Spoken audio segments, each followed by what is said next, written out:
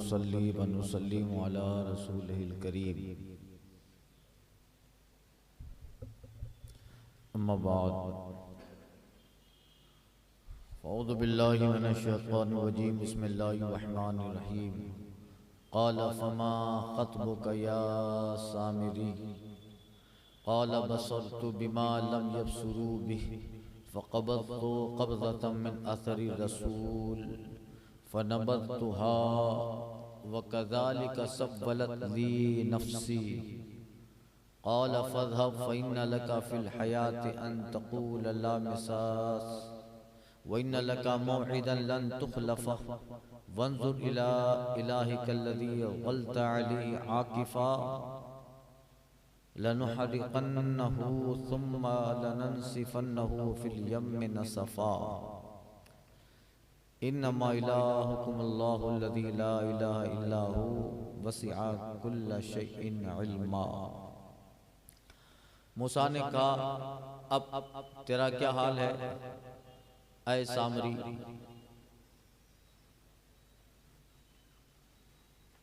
बोला, मैंने वो देखा जो लोगों ने न देखा, तो एक मुट्ठी भर ली फरिश्ते के निशान से, फिर उसे डाल दिया और मेरे जी को यही भला लगा। कहा, तू चलता बन कि दुनिया की जिंदगी में तेरी सजा ये है कि तू कहे छू न जा, और बेशक तेरे लिए एक वादे का वक्त है जो तुझसे खिलाफ न होगा। अपने इस माबूद को देख जिसके सामने तू दिन भर आसन मारे रहा। कसम है जरूर उसे जलाएंगे, फिर रेजा रेजा करके दरिया में बहाएंगे। तुम्हारा माबूद तो वही अल्लाह है जिसके सिवा किसी की बंदगी नहीं, हर चीज को उसका इल्म मुहीत है। गुज़िश्ता दर्स में अर्ज किया था कि हज़रत मूसा अलैहिस्सलाम वापस लौटे और अल्लाह ने जो खबर दी, तेरे बाद तेरी कौम को आजमाइश में डाल दिया गया। इतने लाख लोगों में 12,000 लोग बचे रहे।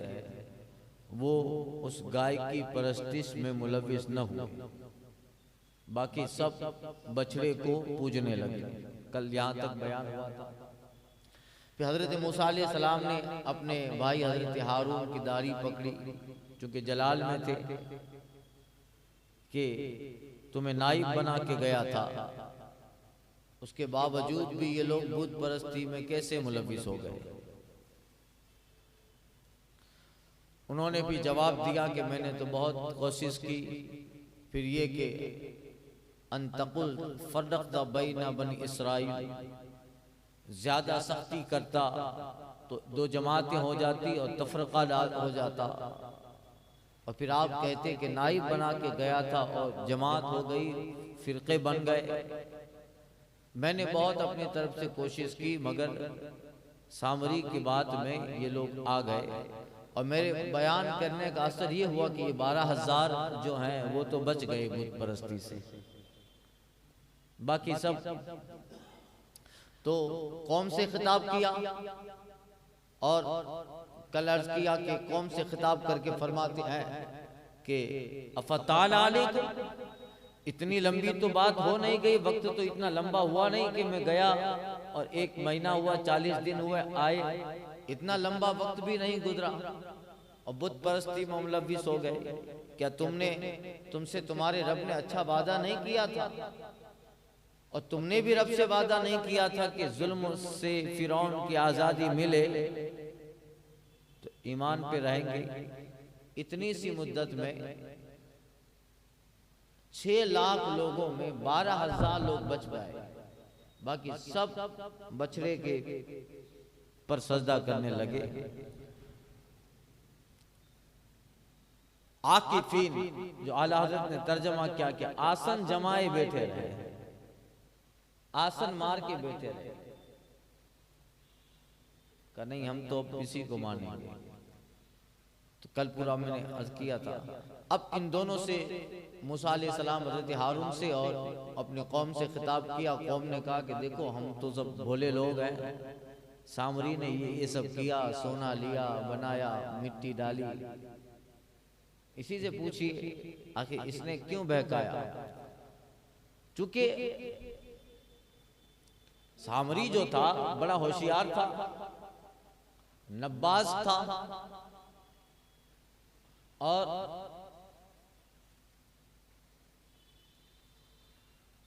फिजिकली वो जानता था, साइकोलॉजिकल उसे मालूम था कि कौम में क्या चल रहा है। क्योंकि हजरत मूसा अलैहिस्सलाम जब गुजरे थे एक मंदिर के पास से बुत था, तो कौम ने क्या कहा था, क़ालू या मूसा अजअल लना इलाहन कमा लहुम आलिहा, ऐ मूसा हमारे लिए भी ऐसा खुदा बना दो, हम भी देखें सामने। हज़रत मूसा ने कहा तुम जाहिल लोग हो, नादान हो, ऐसे सब मुतालबा करते हो। तो वो जो उन्होंने मुतालबा किया था तो सामरी ने ये समझ लिया कि इनके दिल में ये पनप तो रहा है, लिहाजा देर नहीं लगेगी। तो उसने फिर वो बछड़े का वाक़िया। अब देखिए हजरत मूसा अलैहिस्सलाम फिर सामरी से खिताब करते हैं। सामरी कहाँ था, तो रिवायतों में आता है, लिखा है मुफस्सिरीन ने कि उसे मालूम था कि अब जलाल मूसा से तो बच न पाएंगे, तो अपने खेमे में चुप गया। और एक जगह लिखा है कि उसी बुत वो बछड़ा जो गाय बन गया था उसके करीब आकर एतकाब में बैठ गया और उसे कहने लगा कि जलाल मूसा से बचा ले। खैर खेमे में रहा या वहां रहा इससे मतलब नहीं, मगर मूसा अलैहिस्सलाम ने उससे पूछा, क़ाल फमा खत्मुका या सामरी, अब बता सामरी तेरा क्या हाल है, तूने कौम को क्यों ऐसा गुमराह कर दिया। क़ाला, अब देखिए वो जवाब देता है, बस तो बिमा लम यबसुरू भी, बोला मैंने वो देखा जो लोगों ने न देखा। फ़क़बज़्तु क़ब्ज़तम मिन असरि रसूल, तो एक मुट्ठी भर ली फरिश्ते के निशान से।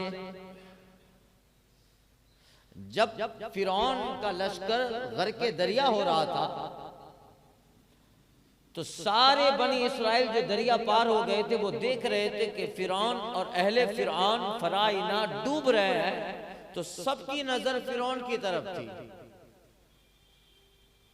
देखो हमारा जमानों का जालिम दुश्मन डूब रहा है, मगर सामरी जो था वो किसी और तरफ देख रहा था। तो उसने देखा कि किनारे पे हजरत जिब्रील अलैहिस्सलाम घोड़ी पे सवार है। अब वो पहचान पाया, जिब्रील को न पहचाना उससे बहस नहीं है, मगर उसको एक घोड़ा सवार सबसे अजब अलग दिखा। फिर जब फिरौन दरिया में गर्क हो रहा है तो सारे लोग वावेला जान बचाने की फिक्र में है, मगर वो साहब हैं जो घोड़े पे सवार हैं वो निकल रहे हैं और वो अलग तरफ आराम से जा रहा है जैसे उनको कुछ खौफ ही नहीं आए। और फिर सामरी ने देखा कि जब फिरौन का लश्कर दरिया के किनारे आ रहा था तो ये सवार मुख्तलिफ था और वो उस रेगिस्तान और दरिया की जमीन, दरिया की मिट्टी जहां पर इस सवार के घोड़ी का निशान पड़ता था तो वहां सब्जा उगाता था। यानी वो समझ गया कि ये फिरौनी तो नहीं आया। तो सारे लोग उधर देखने में मशगूल थे और फिरौन डूब रहा है और हजरत जिब्रील ही चूंकि अजाब लेके आए थे, अजाब के फरिश्ते बन के आए हैं। अब उनके साथ जो क़यादत में फरिश्ते, इनकी क़यादत में जो भी हों, यही आए थे। जब किसी कौम पे अजाब होता है तो फरिश्ता अजाब लेके आता है। कौम पे जो फरिश्ता अजाब आता है वो फरिश्ता लेके आता है। ये और बात है कि कौम न देखे, मगर अजाब फरिश्तों के जरिया होता है, हुक्म लेके आते हैं, उनके सारे इंतजामात होते हैं। तो अब ऐसा हुआ, उसने देखा और सारी कौम, चूंकि बनी इस्राइल में ये भी था वो भी पार है। जब वो जिब्रील अलैहिस्सलाम जिस सवारी पे सवार थे उसके पाँव के नीचे की मिट्टी ले ली और अपनी जेब में रख ली। कहीं इसमें कोई तासीर लगती है, कभी ना कभी तो काम आएगी। खैर, अब हजरत मूसा जब कह रहे हैं काला बसर तो फिमा लम यबसुर भी, यही कह रहा है, बोला सामरी जो मैंने वो देखा जो लोगों ने न देखा। जब फिरौन घर के दरिया हो रहा था तो सबकी नजर फिरौन पे थी, वो नहीं देख रहे थे जो मैं देख रहा था।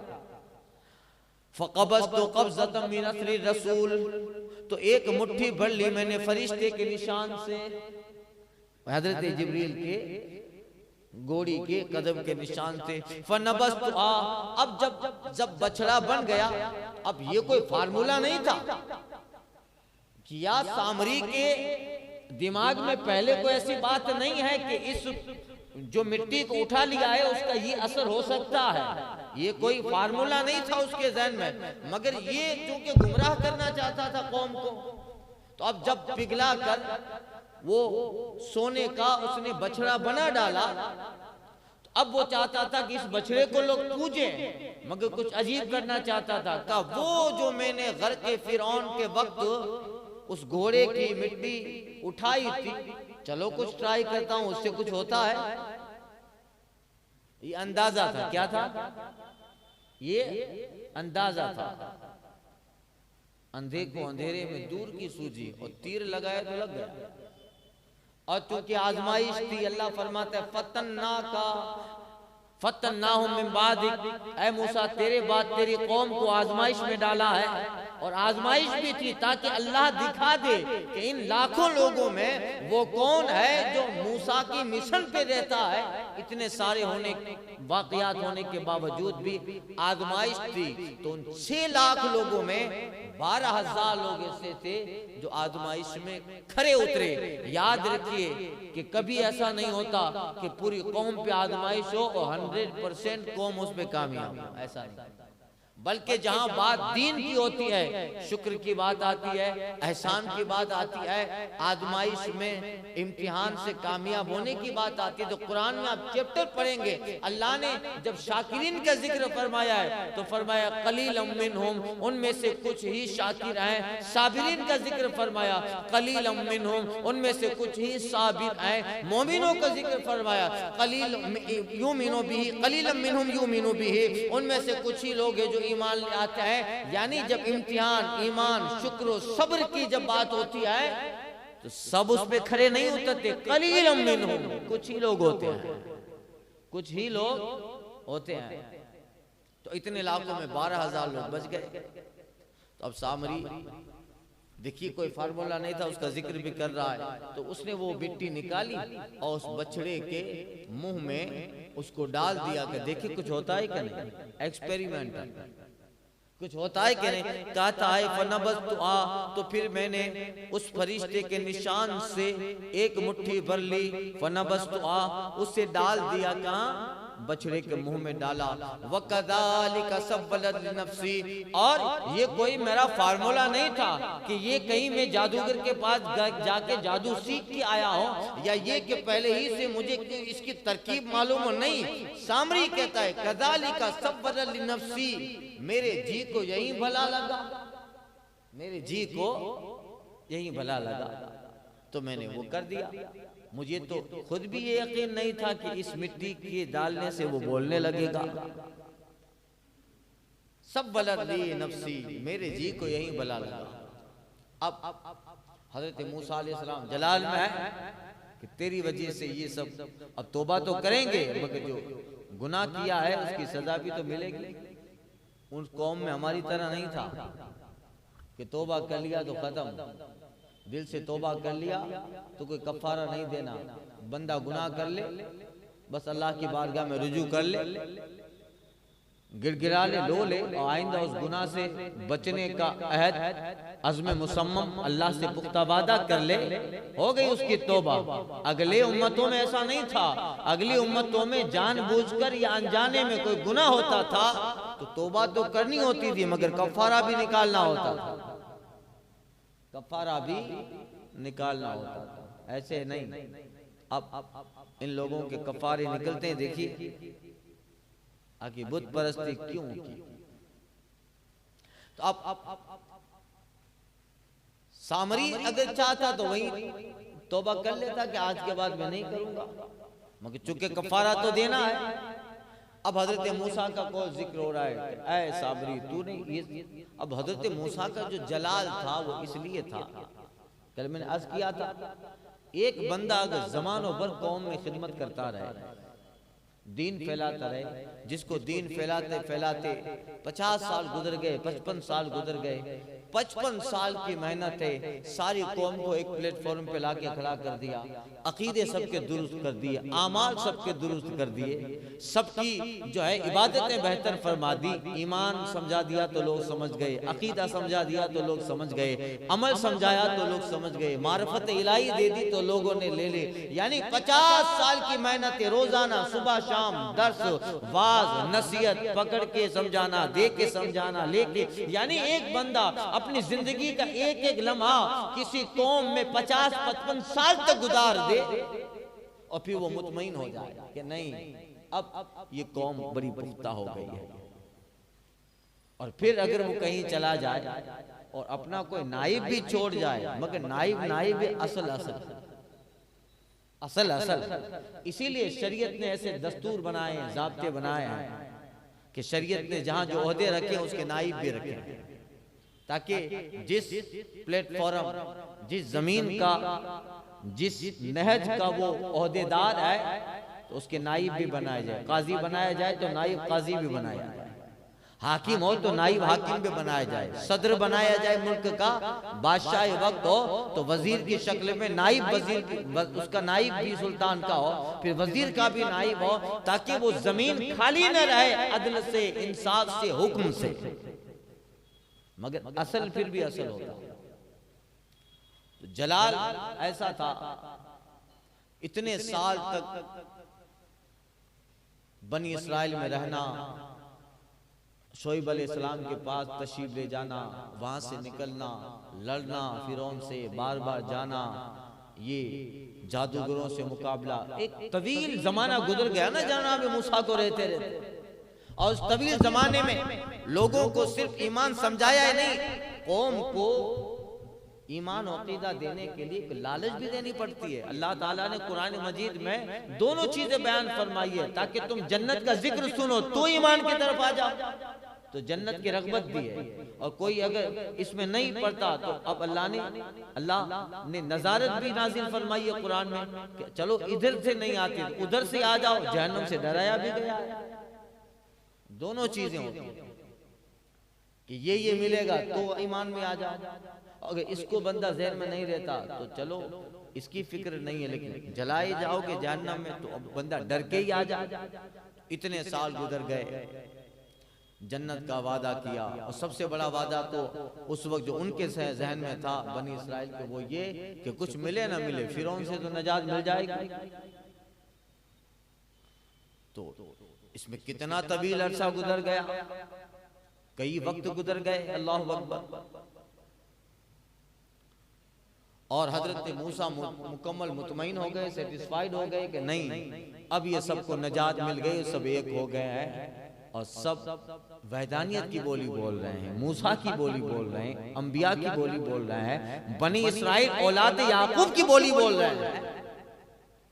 तो बंदा मुतमईन हो जाता है। फिर एक दिन आता है कि फिर बंदा ये सोचता है अगर अभी तुमको मैं छोड़ दूं तो मुझे कोई फिक्र नहीं है, मुझे कोई फिक्र नहीं है, तुम अब वो काम नहीं करोगे जो कुफ्र हो। जैसे रसूल पाक सल्लल्लाहु अलैहि वसल्लम ने जो तालीम दी, तो हुजूर ने हज्जतुल वदा के मौका पे फरमाया था कि मैं इससे बेफिक्र हो गया कि मेरे बाद तुम बुत परस्ती करोगे। हुजूर कहते हैं तुम बुत परस्ती नहीं करोगे, यानी हुजूर ने तौहीद का, खुदा की वहदानियत का ऐसा अजीमुश्शान दर्स दिया कि हुजूर कहते हैं मुझे ये फिक्री नहीं है, मैंने ऐसा बेहतरीन पैगाम दिया। हुजूर फरमाते हैं कि मैं इससे मुतमईन हूँ कि मेरे बाद तुम लोग या जो भी आए वो बुत परस्ती करे, यानी बुत परस्ती नहीं करे। देखिए 1400 साल का इस्लाम आ गया, मुसलमान बुत परस्ती नहीं करते। इससे मुराद इज्तिमाई तौर पे सारी कौम बुत परस्त हो जाए, कभी नहीं बताया था हुजूर। हाँ हुजूर फरमाते मगर ये कि तुम पे दुनिया आ जाए और तुम दुनिया में मुलविस हो जाओ, ये तो होगा, ये होगा, मगर बुत परस्त ना बनोगे। कोई बनता है बुत परस्त? हुजूर ऐसा अजीम शान दीन दे के गए, इतनी अच्छी तालीम सुथरी दे गए कि एक बुत परस्ती की जो नौसतें हैं इस तरह समझा डाली हुजूर ने कि कौम का एक सादा दिमाग रखने वाला भी समझ जाएगा कि ये कुफ्र है। इसलिए हुजूर ने 1400 साल पहले फरमाया कि मैं मुतमईन हूं कि तुम बुत परस्ती नहीं करो। नहीं करते हैं लोग, नहीं करते, मगर हुजूर फरमाते कि ये फिक्र है कि कहीं हमारे बाद तुम दुनिया में न मुलव्विस हो जाओ। तो दुनियादार तो बन रहे हैं, दुनिया में तो मुलव्विस हो रहे हैं। हराम की तमीज हलाल की तमीज उड़ जाती है, जायज और नाजायज का फर्क तो ये है। वो तो हुजूर का मसला था, मामला था। हजरत मूसा अलैहिस्सलाम चले गए, तशरीफ ले गए। अब इतनी कौम को समझाया इतने जमानों तक, और जिसे एक सदी हो गई वो समझाते समझाते, और 40 दिन अगर वो कहीं चले गए और कौम बुत परस्त या बुत परस्त, और इतने में चंद लोग नहीं, 6 लाख लोगों में 12,000 ही बचे रहे। तो बताओ वो जो दाई होगा, वो मुबल्लिग होगा, वो कौम का जो वाइज होगा, जिसने एक जमाना गुजार डाला इनको सही सुधारते सुधारते, अंदर से दिल गमगीन होगा कि नहीं मेरे 50-55 साल की मेहनतें हैं, मगर एक बंदा आकर तुम्हें 20 दिन में गुमराह कर देता। तो उस दाई के दिल में दर्द होगा, उस मुबल्लिग के दिल में दर्द होगा, उस खतीब के दिल में दर्द होगा, वो उस वाइज मुस्लिह कौम के दिल में दर्द होगा कि मैंने 50-55 साल तक मेहनत की, मगर तुम उसमें इतने पुख्ते न बने, 20 दिन में किसी के बहकाने से बुत परस्त बन गए। तो उनकी बुत परस्ती अपनी जगह पर, मगर उस दाई को तो दिल में झटका लगेगा। और दूसरा, एक नबी की फितरत होती है कि अल्लाह ताला नबी को मासूम बनाता है। नबी अंदर से बास हर तरह से शिर्क से बेजार होता है, बेजार होता है। अल्लाह अब सजा फदअब, ऐ सामरी तूने इतना जबरदस्त काम किया, खतरनाक काम किया कि लोगों को तो गुमराह किया ही, हमारी मेहनत पे पानी फेर दिया। फदअब, अब जलाल में है हजरत मूसा, फदअब चल निकल, चलता फिर निकल इस कौम से, छोड़ बनी इस्राइल की जमात को, ये जो तेरे हो गए इसमें से जिसको लेना चाहे ले भी जा, चल निकल यहाँ से। मगर तुझे अल्लाह ताला तेरे इस गुनाह की, तेरे इस अजीम हौलनाक मासियत की सजा दुनिया में भी देगा, आखिरत में भी देगा। दुनिया में क्या, फ़इन्ना लका फ़िल हयाति अन तक़ूल अल्लाह मिसास, कि दुनिया की जिंदगी में तेरी सजा ये कि तू कहता फिर ला मिसास, मत छूना मत छूना, छुओ मत छुओ मत, ताकि लोगों को पता चले कि जो दीन में तफरका डालता है, खुदा के खिलाफ आवाज उठाता है, आखिरत की तो सजा है ही, दुनिया में भी इबरत का निशान बन जाता है। तो सामरी को एक मर्ज बन गया, हजरत मूसा की जबान से निकला, पैगंबर है, इसको कोढ़ आ गई थी, कोढ़। या एक रिवायत में आता है कि उसके जिस्म में ऐसा मर्ज पैदा हो गया कि बहुत बदबू आती थी, और जो उसको टच करता था उसे बुखार आ जाता था, उसे बुखार आ जाता था, बदबू आती थी, बुखार आ जाता। यानी वो बॉडी उसकी ऐसी हो गई कि कोई आदमी उसके करीब से भी गुजरता था। उसकी बीवी बच्चों ने सबने छोड़ दिया, और वो खुद भी लोगों से कहता था ला मिसास ला मिसास, क्या कर अंतकुल के तू कहेगा ला मिसास, दूर है मुझे छूना मत, मुझे छूना मत। उसको इतना जबरदस्त मर्ज बन गया कि उसको बनी इस्राइल के लिए निशान इबरत बना दिया गया। देखो ये कुफ्र की सजा दुनिया में है। जंगलों में चला गया, इस वाक़ये के बाद फिर सामरी का जिक्र नहीं है। जंगलों में चला गया, पहाड़ गार में गया और बिल्कुल पागल की तरह हो गया, जिस्म ऐसा खतरनाक मर्ज आलूद हो गया, बदबूदार कि जानवर तक को करीब नहीं आने देता, और जो कोई इसके करीब आता तो उसको भी तकलीफ होती, इसको भी होती, और उसको बनी इस्राइल के लिए निशानी इबरत बना दिया। ये दुनिया की सजा। लामिसास, लामिसास, मत छूना, न छू, छू न जाना। आला तर्जमा किया छू न जा, छू न जा, यानी करीब मत आना, ताकि लोग देखें कि जिसके कहने पे तुमने बुत परस्ती की है उसका अंजाम क्या हुआ। इसी को तुमने बहुत बड़ा अपना नसीहत आमेज मुबल्लिग समझा था, अपना खैर खा समझा था। इसकी जो है मीठी बातों में आकर अल्लाह के खिलाफ, उसके दीन के खिलाफ काम किया। ये दुनिया की सजा। इसी हालत में मर गया वो पहाड़ों में, फिलिस्तीन और शाम के पहाड़ों में इसी तरह मर गया। कोई जनाजा, लाशा, उसकी कब्र बनाने वाला, जनाजा जिस्म उठाने वाला नहीं था। यही हाल होता है दीन के बागियों का। जो अल्लाह के खिलाफ आस्तीन चढ़ाता है, जो अपनी चंद देर की वाहवाही के लिए, चंद लोगों को राजी करने के लिए खुदा और उसके दीन को मजाक बना देता है। हमने देखा एक जमाने के ओहदे वाले बस लोगों को, अपनी जमात को खुश करने के लिए कभी अल्लाह को टारगेट करते, कभी इस्लाम को, कभी हुजूर को। हॉस्पिटल में सड़े रहते हैं, कोई आता नहीं है देखने के लिए, उन्हीं के पार्टी वाले नहीं जाते। यही है लामिसास का जलवा। और उसकी जो तफसीर है सिर्फ सामरी तक महदूद नहीं रहेगी, बल्कि हर दौर में लामिसास की तफसीरें बता दी जाएगी। वो तो कौम मूसा में तफरीका डालने आया था। ऐ महबूब, हमने तो तुम्हें सारे नबियों का सरदार बनाया है। अब जो तुम्हारे खिलाफ मिशन चलाएगा, तुम्हारे रब के खिलाफ मिशन चलाएगा, तुम्हारे कुरान के खिलाफ मिशन चलाएगा, वो भी सामरी का नमूना पेश करेगा। वो सड़ता रहेगा मगर कोई जाएगा नहीं उसके पास। एक सामरी महदूद नहीं है। कयामत तक जो भी इस्लाम के खिलाफ आस्तीन चलाएगा, उसका अंजाम भी तारीख सामरी की तरह लोगों को दिखाती जाए। पड़े रहते हैं, फिर कोई पूछने वाला नहीं होता। कुछ तो पागल बन जाते हैं और कुछ तो कहां मर जाते हैं, फिर पता ही नहीं चलता। यही है, इज्जत उसकी होती है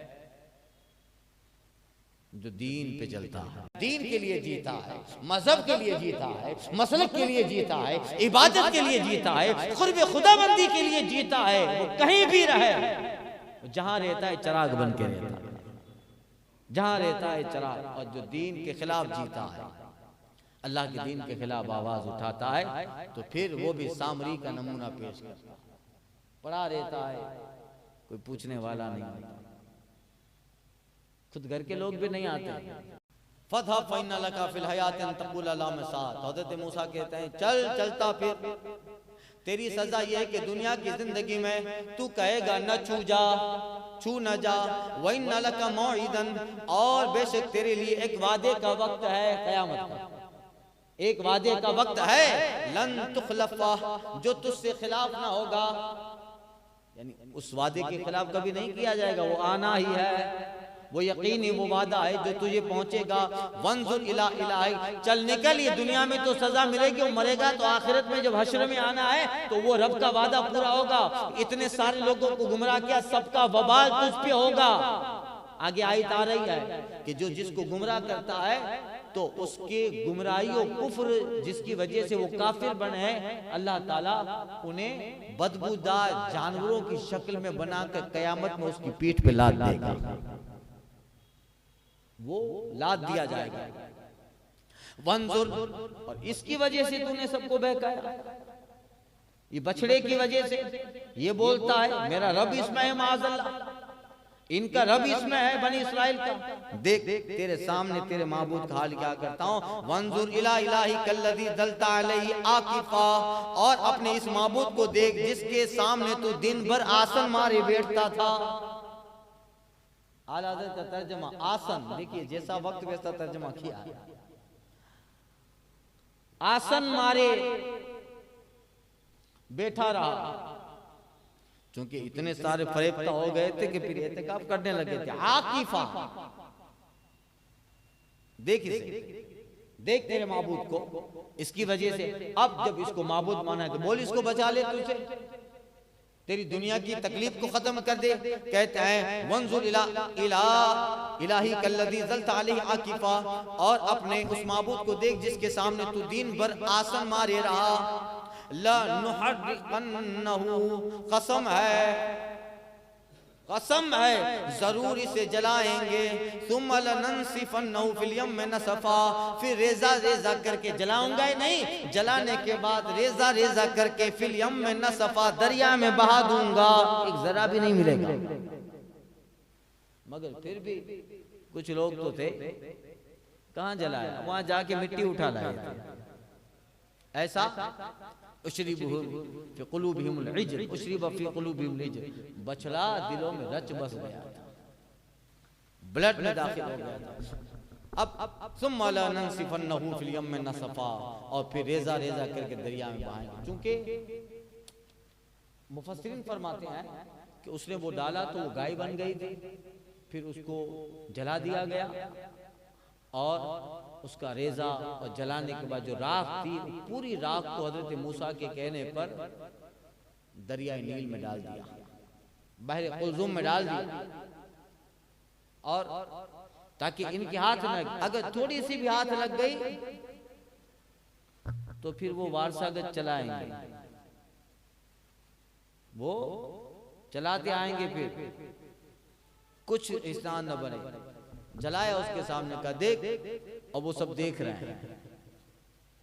कुछ लोग देख रहे थे, अच्छा तो नहीं लग रहा था, मगर कह भी नहीं सकते हैं कुछ, अच्छा तो हमारा माबूद जा रहा है, कह भी नहीं सकते कुछ।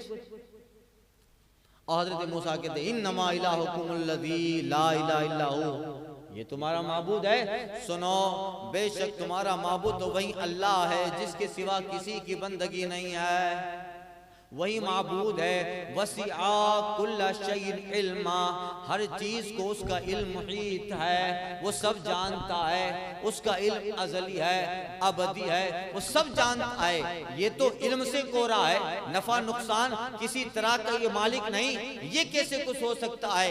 अल्लाह अकबर, जला दिया गया और बहा दिया। मगर एक मिसाल रह गई, बुत परस्ती की इब्तिदा वहां से हो गई, लोगों को एक फार्मूला मिल गया बहकाने। यहां बनी इस्राइल का जिक्र खत्म हुआ, ये पूरा वाकया यहां पर खत्म हो गया। बाकी जो वाकया है, हजरत मूसा अलैहिस्सलाम मिस्र फिलिस्तीन तशरीफ लाते हैं, फिर कौम अमालका से लड़ना है, लड़ने से लोग इनकार कर देते हैं। फिर आगे एक मकाम आता है, मकाम तीह में 40 साल वो रहते हैं, जाते हैं कि मिस्र वापस चले जाएं, मगर रास्ता नहीं मिलता, इसलिए उसको मकाम तीह कहा गया। सरगर्दा, सुबह जाते थे, रात को चलते थे, फिर सुबह तो फिर जहां से निकले थे वहीं आदत बनी थी, मनो सलवा। अब वहां से हजरत मूसा अलैहिस्सलाम जब फिलिस्तीन में आबाद होते हैं, तो फिर कहते हैं देखो अब अल्लाह ताला ने किताब भी दे दी तौरात, अब तुम्हें आजमाएगा, जन्नत तुम्हारे लिए है, आजमाएगा। तो कैसे? तो अल्लाह ताला ने आजमाया। इन्हीं लोगों ने पहले ख्वाहिश की थी, हजरत मूसा अलैहिस्सलाम कहते देखो अगर आजमाइश में तुम पर अल्लाह ने जिहाद लिख दिया तो फिर डर तो न जाओगे। तो लोग कहते कैसे डरेंगे, अरे वो रब जिसने हमें फिरौन से नजात दी, हमारी औलाद बाल बच्चे सब बच गए, अब हम उसके लिए लड़ने से पीछे आएंगे? नहीं। तो फिलिस्तीन में बड़ी जाबित कौम आबाद थी, कौम अमालका, उससे लड़ना था। लड़ने गए, ये सूरह बकरा में बता चुका हूं। पहाड़ी लोग थे, बड़े बड़े कद थे उनके। तो हजरत मूसा अलैहिस्सलाम अपनी कौम के 70 आदमियों को लेके जाते हैं कि देख लो जहाँ लड़ना है लोग कैसे दूर से देखे। तो कहते हाँ, उस वक्त तो कुछ कहा नहीं, मगर कौम में आके कहते कि अरे वो सब बहुत बड़े हैं, हम लोग लड़ नहीं पाएंगे। इससे तो बेहतर था कि जिंदा तो रहते, गुलामी तो गुलामी फिरौन की, मगर जिंदा तो थे, गुलामी ही सही मगर जिंदा तो थे। या तो जान से जाएंगे, जान ही नहीं बचेगी तो आजादी किस काम की। वो फिरौन का दरबार बेहतर था, मार खाते थे, खिदमत करते थे, कैसे भी थे, जान बची थी। इनकार कर दिया। और जब हजरत मूसा अलैहिस्सलाम को कहा था कि देखो ये सब जिक्र ज्यादा मत करना, वरना कौम में दूसरे लोग भी तुम्हारी तरह सोचेंगे तो जंग से पीछे हट जाएंगे, ऐसा ही हुआ। उन्होंने बातें की। लोग कहते हैं फ़क़ातिल अंता व रब्बुकुमा व नहनु हाहुना क़ाइदून, ऐ मूसा अब तुम और तुम्हारा रब जाके लड़ो, फतेह मिल जाए तो हमें खुशखबरी सुना देना, अब हम वापस जाना चाहते हैं। अब यहाँ आना लड़ना, फिर मनो सलवा खाते खाते पेट भर गया। उदू रब्बका युखरिज लना मिन बक़लिहा व किस्साइहा व फूमिहा व अदसिहा व बसलिहा, ऐ मूसा ये मीठा खाते खाते, एक ही गोश्त खाते खाते हमारा दिल भर गया है, अब रब से कुछ दुआ कर, वो हमारे लिए सब्जी उगाए, मसूर उगाए, प्याज उगाए, लहसुन उगाए, दाल उगाए, अदसिहा व बसलिहा, दाल दे, प्याज दे, लहसुन दे। हजरत मूसा कहते हैं अतस्तब्दिलुल्लज़ी हुवा खैर, अतस्तब्दिलुल्लज़ी अदना बिल्लज़ी हुवा खैर। अजीब लोग हो, इतने भले रिस्क के सामने ये रिस्क तलब करते हो। अतस्तब्दिलुल्लज़ी अदना बिल्लज़ी हुवा खैर, इतने आला रिस्क के सामने तुम ये प्याज, लहसुन, मिर्ची ये सब तलब कर रहे हो। ठीक है, कहा नहीं बस अब पेट भर गया। सबसे बड़ी उनकी खता तो ये थी कि जब भी हजरत मूसा को कहते थे या मूसा, ए मूसा, कालू या मूसा, कालू या मूसा, यही आया ए मूसा, ए मूसा, नाम से पुकारते थे। ये तो हुजूर की शान है कि जो भी आता या रसूल अल्लाह, या नबी अल्लाह, या हबीब अल्लाह, ताहा, यासीन, या मुजम्मिल, या मुदस्सिर, अल्लाह अकबर, क्या क्या नाम है। तो ठीक है, हजरत मूसा ने कहा कि देखो अब तक जो आ रहा था वो दुआ से आ रहा था, अब तुमने खुद से तलब किया है तो मेहनत करनी पड़ेगी। अब ये प्याज, लहसुन वगैरह ऊपर से नहीं आएगा मनो सलवा की तरह। क्या करें कि खेती बाड़ी करनी ए भी तुम मिस्रा फइन्ना लकुम मा साअतुम अलैहिल्लाह वल मस्कना व बाउ बिग़ज़बि मिनल्लाह। चलो तो अब शहर में चलो, खेती बाड़ी करो, उगाओ, पता चलेगा मेहनत से जब उगाते हो तो कितनी तकलीफें, कितने पापड़। ये तो आराम से सुबह शाम दस्तरखान नाजिल हो जाता था। अब उगाने लगे, मगर फिर ये सब चीजें हुई तो मिस्र में जाना। हजरत मूसा अलैहिस्सलाम कहते यहाँ तक आ गए, इतनी सब नजातें मिली और इतना सब कुछ किया, और फिर मिस्र जाना चाहते हो? लड़ो, रब ने वादा किया है, तुम्हें तलवार उठाना भी नहीं है, तुम सिर्फ हाथ हिलाओ, तुम्हारे लिए फतह का वादा रब ने मुकद्दर कर दिया, फतेह तुम्हारी है। का नहीं मूसा, हम नहीं लड़ेंगे। और सब आपस में बातें करने लगे कि गुलामी थी जैसी भी थी, जान बची थी। हजरत मूसा अलैहिस्सलाम ने कहा मौला इनको अब चखा तो अपने अजाब का मजा कि ये रास्ते में आके फिर रहे हैं। अल्लाह ताला ने उनके लिए जिस जगह खड़े थे उसी जगह को कैद खाना बना दिया। जाना ही मिस्र, जाओ मिस्र, जाओ निकलो। सारे लोग जमात बन के मिस्र में जाते, 24 घंटा सुबह शाम चलते, जब थक के सो जाते, उठते तो जहाँ चले थे वहीं आ गए।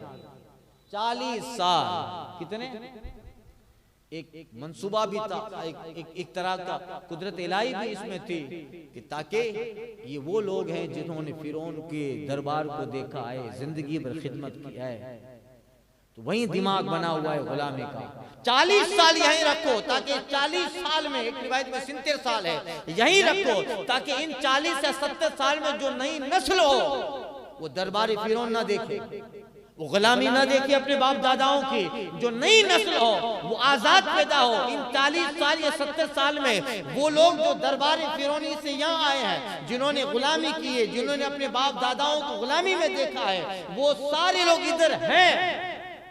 तो इन सालों में ये खत्म हो जाए और यहाँ एक नई नस्ल पैदा हो, आजाद लोग पैदा हो, ताकि गुलामी का रिवाज खत्म हो जाए और इस आजाद जमीन में पैदा होने वाला बच्चा भी आजाद हो। वरना आज पैदा होगा उस मिस्र के अंदर तो वही अपने बाप को गुलामी करके देखेगा, वो भी गुलाम। इसलिए इस रिवाज को खत्म करना था। गुलामी बड़ी जहर कातिल है। आदत जब किसी कौम में गुलामी की पड़ जाती है तो नेमतों को ठोकर देता है, मगर गुलामी बर्दाश्त करता है। इसीलिए टीपू सुल्तान का कौल बड़ा अहम है। वो कहते थे कि आजादी जो है बुज़दिली का 1000 साल, उससे आजादी का एक दिन बेहतर होता है। लोमड़ी के 100 साल की जिंदगी से शेर का एक दिन अच्छा है। ये क्या जिंदगी, गुलामी की, आजाद बनो। अल्लाह ने आजाद फिक्र दी है, आजाद बनो, ऐसा आजाद कि उस पे किसी की पाबंदी न रहे। आजादी ऐसी रहे कि जिस आजादी में सिर्फ और सिर्फ अल्लाह उसके रसूल की शरीयत की बेड़ियां रहे, अल्लाह उसके रसूल की शरीयत की बेड़ियां रहे, यही आजादी है। और यही कौम मुस्लिम का वतीरा है कि तुम्हारे ऊपर सिर्फ अल्लाह उसके रसूल का ही निगहबान है, वही जिम्मेदार, वही जो है तुम पर जो है उन्हीं की पुरशिश है, अल्लाह व रसूल, और उन्हीं के हुक्म और उन्हीं की शरीयत, उसी की शरीयत रसूलुल्लाह की है, वही बेड़ियां हैं। बाकी कोई गुलामी नहीं। इस्लाम ने तो गुलामी का रिवाज ही मिटा दिया। यही है। अब ये जो वाकयात बयान हुए तो वही मता में ती में फिर ये सारी चीजें हुई। इकबाल ने इसलिए कहा था, दयार इश्क में अपना मकाम पैदा कर, नया जमाना नई सुबह शाम पैदा कर।